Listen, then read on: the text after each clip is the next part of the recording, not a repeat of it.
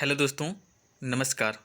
स्वागत है आपके अपने यूट्यूब चैनल संजय टेक्निकल @21 में। आज की इस वीडियो में हम फीटर ट्रेड के मिसलिनियस क्वेश्चंस का डिस्कशन करने वाले हैं। मतलब आज की इस वीडियो में हम फीटर ट्रेड के अलग अलग टॉपिक के क्वेश्चंस का डिस्कशन करेंगे।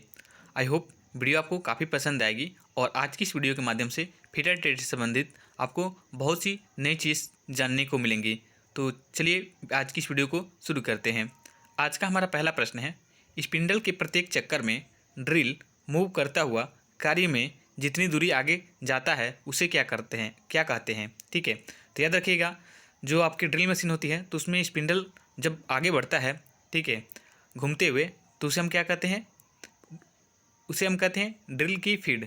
तो इसमें आपका फर्स्ट नंबर क्वेश्चन का फर्स्ट ऑप्शन से हो जाएगा, ड्रिल की फीड हम कहते हैं अगर ड्रिल मशीन का स्पिंडल घूमते हुए जितना जाब में एक बार में प्रवेश कर जाता है वो कहलाती है ड्रिल की फीड। तो इसमें आपका ड्रिल की फीड राइट आंसर हो जाएगा। ठीक है, और ड्रिल की स्पीड क्या होती है, तो ड्रिल जो स्पिंडल होता है 1 मिनट में जितने चक्कर काट लेता है, ठीक है, जितने चक्कर घूम जाता है वो होती है ड्रिल की स्पीड। ठीक है, तो ये काफ़ी इंपॉर्टेंट क्वेश्चन है। आप याद रखिएगा कि ड्रिल का स्पिंडल ड्रिल में मूव करते हुए एक बार में जितनी दूरी तय करता है वह ड्रिल की फीड कहलाती है, और 1 मिनट में जितनी बार घूम जाता है वह ड्रिल की स्पीड कहलाती है।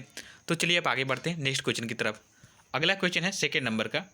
सेकेंड नंबर के क्वेश्चन में पूछा गया है, कास्ट आयरन की साइन करते के लिए किस कूलेंट का प्रयोग किया जाता है।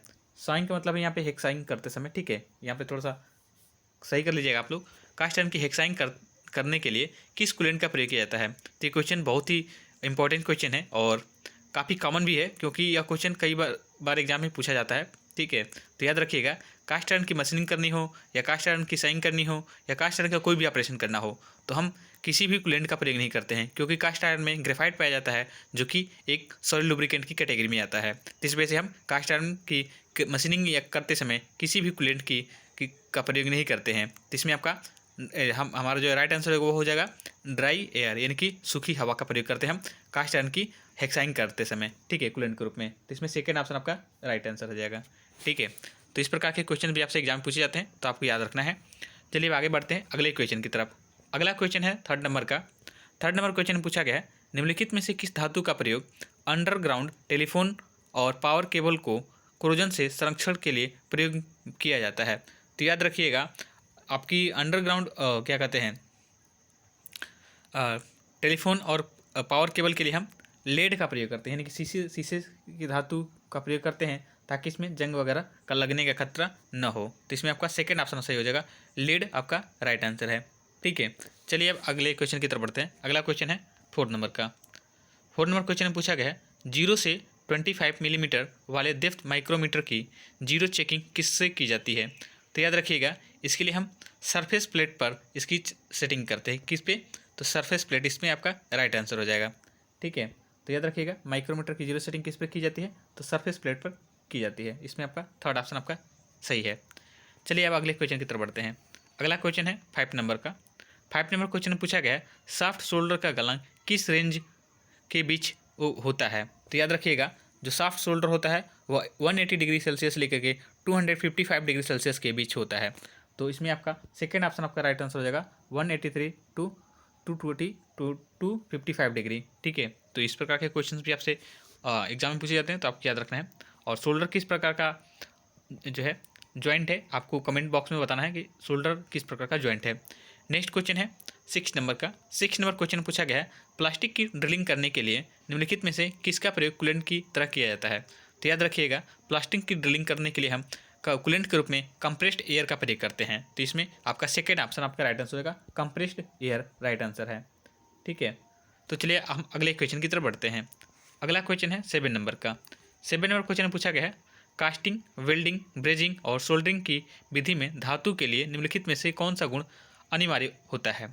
ठीक है, यानी कि कोई भी धातु है उसमें उसकी कास्टिंग करनी हो, वेल्डिंग करनी हो, ब्रेजिंग करनी हो या हमें सोल्डरिंग करनी हो, तो उसमें कौन सा गुण होना जरूरी होता है। ठीक है, तो धातुओं के अंदर जो होता है फिजिबिलिटी का गुण या हो रहेगा तो हम इनमें से कोई भी ऑपरेशन आसानी से हम कर सकते हैं। तो इसमें आपका जो है फर्स्ट आंसर आपका सही हो जाएगा, फिजिबिलिटी आपका राइट आंसर होगा। ठीक है, तो ये आपको याद रखना है।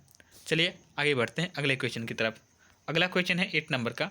8 नंबर क्वेश्चन में पूछा गया है निम्नलिखित में से किस धातु में कार्बन की मात्रा कम होती है। तो याद रखेंगे कि जो राट आयरन होता है इसमें कार्बन की मात्रा काफ़ी कम होती है, यानी कि सबसे कम कार्बन की मात्रा की बात करें तो राट आयरन में सबसे कम कार्बन होता है, ठीक है। और सबसे अधिक की बात करें तो पिग आयरन में सबसे अधिक होता है, ठीक है। और एक क्वेश्चन आपसे एग्जाम पूछा जाता है कि कौन सी धातु सबसे शुद्ध होती है, कौन, तो याद रखिएगा राट आयरन वहाँ पे आपका राइट आंसर रहेगा, ठीक है। और अगले क्वेश्चन की तरफ बढ़ते हैं हम। अगला क्वेश्चन है 9 नंबर का। तो 9 नंबर क्वेश्चन पूछा गया है सॉफ्ट सोल्डर की कंपोजिशन में होते हैं लेड और, ठीक है, डॉट इसमें दिया है डॉट डॉट। तो सॉफ्ट सोल्डर में किसका किसका कंपोजिशन होता है, तो लेड और टिन का कंपोजिशन होता है। सॉफ्ट सोल्डर दो धातुओं से मिलकर बनाए थे हैं जो कि है आपके लेड, ठीक है, और क्या चीज़, टिन।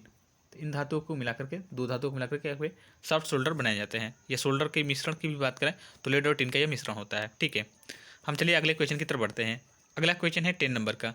10 नंबर क्वेश्चन में पूछा गया है धातु में भौतिक और यांत्रिक गुण होते हैं, निम्नलिखित में से कौन सा भौतिक गुण है, ठीक है। तो याद रखिएगा धातुओं के मुख्यतः 3 गुण होते हैं ऐसे तो, भौतिक, यांत्रिक और रासायनिक गुण, ठीक है। लेकिन जो एग्जाम में क्वेश्चन पूछा जाता है वो अधिकतर आपके भौतिक और यांत्रिक गुण से पूछे जाते हैं, ठीक है।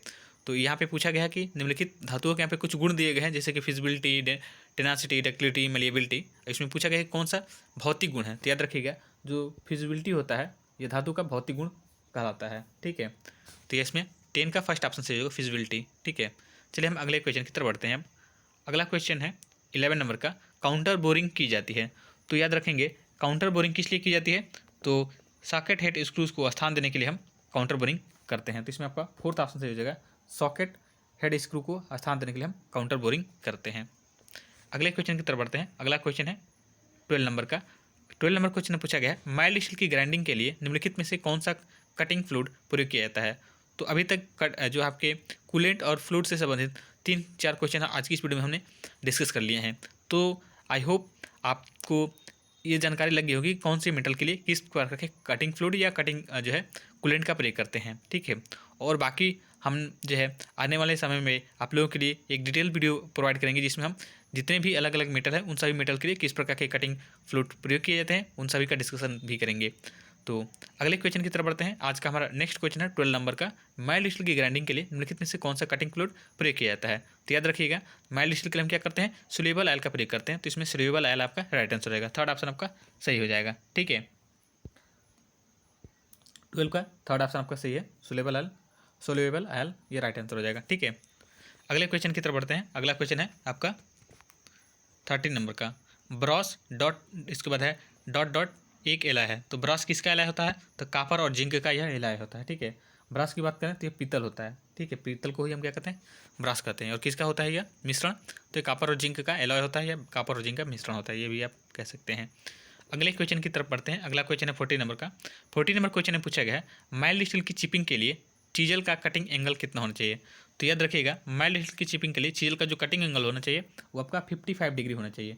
तो 55 इसमें आपका थर्ड ऑप्शन राइट आंसर होगा, 55 डिग्री चीजल का कटिंग एंगल होना चाहिए, ठीक है। तो ये भी आप याद रखेंगे। अगले क्वेश्चन की तरफ बढ़ते हैं। अगला क्वेश्चन है 15 नंबर का। 15 नंबर क्वेश्चन में पूछा गया है मीट्रिक माइक्रोमीटर में एक थिम्बल स्केल डिवीजन का मान कितना होता है। तो याद रखिएगा मीट्रिक माइक्रोमीटर में एक थिम्बल स्केल डिवीजन का मान जो होता है वो आपका 0.01 मिलीमीटर होता है, 0.01 मिलीमीटर, ठीक है।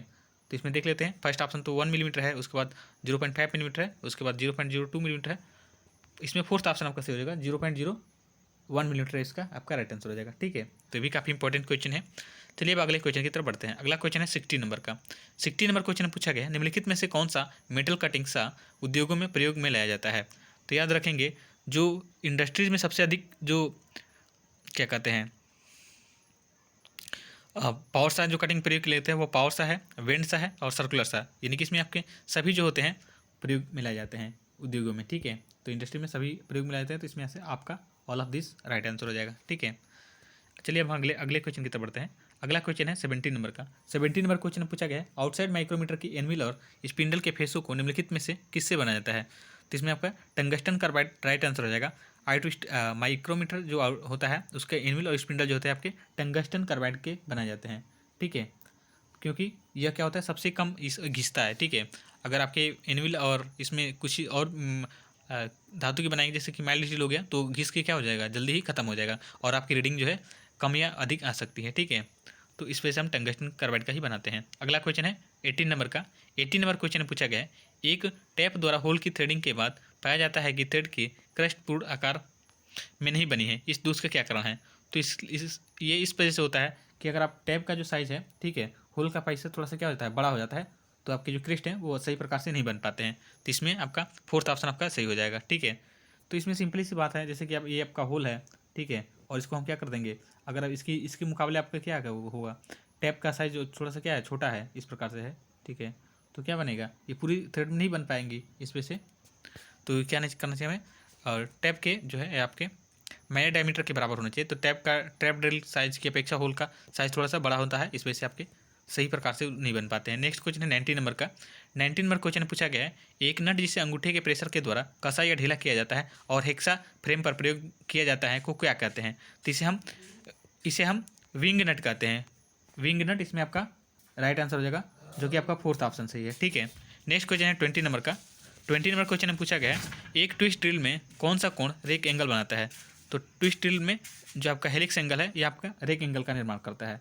तो इसमें आपका थर्ड ऑप्शन आपका राइट आंसर का, एक ट्विस्ट ड्रिल में जो हेलिक्स एंगल है ये आपके रेक एंगल का निर्माण करता है। तो आज की इस वीडियो में हमने 20 क्वेश्चंस का डिस्कशन किया है, जो कि आपके अलग अलग टॉपिक से थे।